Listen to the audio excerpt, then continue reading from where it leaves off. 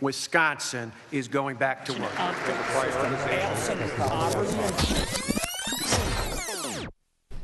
I'm Steve Walders.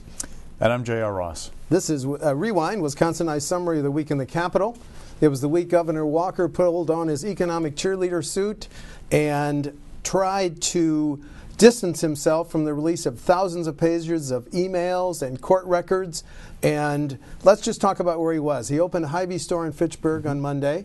Tuesday, he promised the Association of Realtors property taxes on immediate valued home won't be any higher in 2018 than they will be our December tax bills. And then on the 1 week after the release of the emails, he was in 4 media markets: Milwaukee, Green Bay, La Crosse, and Eau Claire. JR, does this seem to you a picture of a governor who feels damaged by the emails? He wants to talk about something different. I mean, that is clear. He is pivoting from the emails to property taxes. I mean, that's one of the bread and butter items, property tax. The Democrats would tell you this guy is trying to figure out his footing. What's really unusual with Governor Walker is that as long as I've covered him, he picks a message and sticks with it. He is excellent on message, discipline. I mean, both sides will tell you that. So for him to not want to answer questions about anything, even if it is the emails, raises all kinds of red flags to people. Well, why not? Republicans will tell you that, look, there's no point getting into it. All you can do is cause yourself more grief. He likely has polling telling him this is not getting traction with the average voter. So talk about something that would. Property taxes. Turn the page and get away from this as quickly as you can. Do you believe that it's not really, hasn't caught on, the emails and the court documents, hasn't really caught on with the average voter? Well, look, he went outside the Madison bubble this week. I mean, he went to people who don't live in this kind of political environment. I mean, it's just like the presidents will always talk about getting outside of D.C. and rural America. Well, for politicians in Wisconsin, Madison is the D.C. bubble. You know, it's the same thing. So they got out where you get a local story, local reporter's going to talk about the appearance, the message, more than it's going to ask about, 27,000 emails that reporter hasn't read or has read about on the wire. Let's talk about one more thing. Mary Burke, the Democratic candidate against Walker in November, she took days to respond, and then I'm just so struck. After a Green Bay appearance, she said this. She waited days and carefully chose her words to say the governor, quote, set a low bar for campaign ethics. Was that a signal, JR, that the emails won't be a central part of her campaign? Well, I don't know if they will be a central part of the campaign because I'm not sure yet it's catching on with people.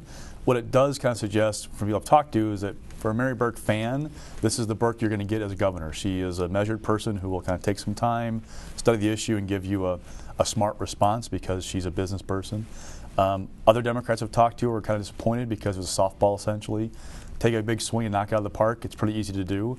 But notice when she did, Republicans jumped on one of her aides, Tanya Bjork, who was pled no contest to misdemeanors more than a decade ago in the caucus scandal. Yeah. They used that as the opening to go after who she's associated with. Now, for Democrats, there's a big difference between 2 misdemeanors 12 years ago and somebody waiting to go to prison right now. But it is kind of an example of how this kind of thing, it has 1,000 tentacles, if you will. So you open one door, another one closes kind of thing. Well, let's close this segment this way. Do you think it's fair to say that a week after the release of the emails, the governor has not been thrown off his game? A little bit, kind of a little stumble here and there and kind of trying to find his footing. But in terms of like this being damaging long term, not seeing it yet from people I've talked to. The other major development in the Capitol this week, since neither house was in session, Supreme Court, I think it was 3 hours on photo ID bill. Let's take a minute and listen to a couple comments by Supreme Court justices on both ends of the philosophical extremes. You know, I was thinking of my father. He's no longer alive, and he never lived in Wisconsin. But we can change those facts. In fact, the naturalization certificate hung in our home. It was that important. But it's not within the last 2 years. He never had a driver's license, as far as I know. And as a matter of fact, I don't even know in the country in which he was born whether they would have kept his birth certificate because he was not of a favored religion. So where and how does he fit? And how can he show that he's an American citizen over the age of 18 and a resident in a particular area in Madison? My concern is that for someone that doesn't have a birth certificate, there has to be a payment made to get that birth certificate. It appears from the statute that there's a requirement that they make a payment, and the payment goes to the state. And what bothers me is that this feels, though not universally, as was the case in Harper, where there was $1.50 poll tax, it's still a payment to the state to be able to vote. Well, so we learned a lot about the Chief Justice's father and that comment from Roganzak. But what struck you about the 3 hours of debate? Well, go back to when these laws were first put on hold by Dane County judges 3 years ago. I'm sure the same thing happened for Republicans. It's just liberal Dane County judges. Once it goes to the Supreme Court, where we have a conservative majority, everything will be okay. So when Chief Justice Abrahamson was talking about these issues, okay, that's what we kind of expected. When conservative Justice Pat Roganzak says poll tax, that got people's attention. Now here's the interesting thing. The requirement you pay $20 for your birth certificate is not in the voter ID law. That's right. So how do you fix, if that is really the issue, if the arguments are indicative of the decision, will they A, knock down the entire thing and say go back and start over? B, take out the $20 for your birth certificate, which they could do, but then remember, if you're born in Michigan, for example, which came up in the arguments, that doesn't help you. Or C, remember the U.S. Supreme Court has kind of said they're okay with certain payments, if you will, a cost to vote.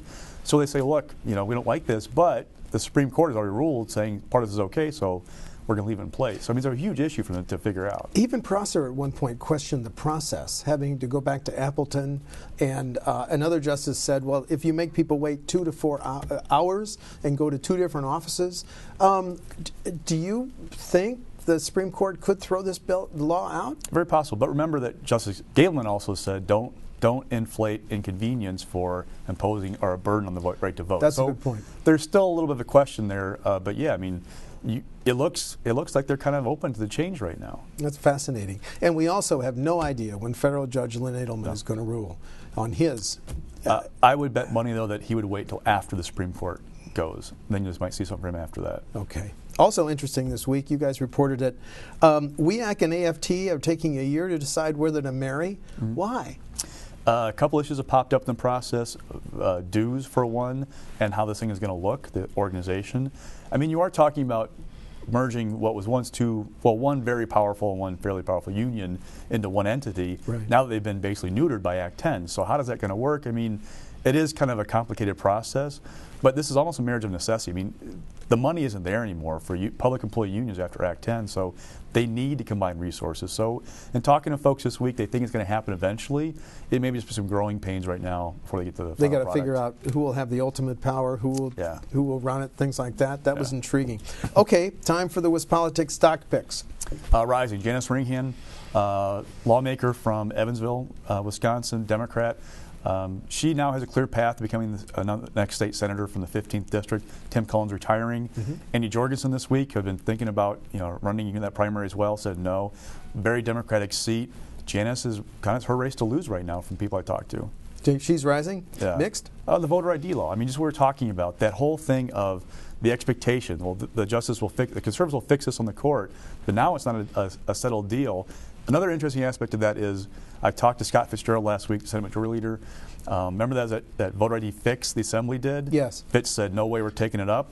He said last week, if the justices haven't ruled, the courts haven't ruled by April 1, we may take that bill up. What that does is it has a fix where you would be able to sign an affidavit attest to your identity to vote.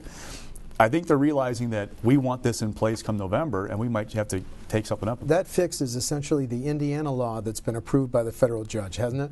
I think so. I'm not quite clear on the details, but Fitz wants that done. They want it in place, and then they're going home April 1st. Okay, and then falling? Marinette Marine. Hagel's defense. They got a big boost budget with that little combat ship that was awarded to them. I think they've got 2 done and 4 in progress right now. Defense Secretary Hagel said this week we want to pare it back from 52 to 32.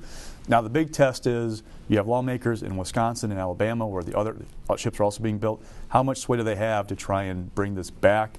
But when you're starting from a point of the Secretary of Defense saying, I want to cut, I think, 38% of the program, and I've got concerns about their performance, that's a good starting point for you. Thousands of jobs. Let's wind up this way. Let's talk about next week. I'll go with Monday. You talk about Tuesday. Monday, joint Assembly Senate hearing on what is a scaled-back version of the bill that would limit the ability of local governments to regulate sand mines.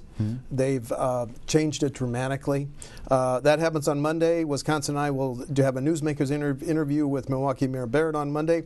Talk about Tuesday, Senate. Senate, they're scheduled to take up the tax cut. It took a lot of pain and anguish, if you will, in some ways to get it done, but they're finally voted on Tuesday. Once they pass it out, goes to the Assembly after that. They're supposed to meet March 18th, Probably take up and pass it and be done. Thank you. I'm Steve Walders. And I'm J.R. Ross. That's Rewind for this week.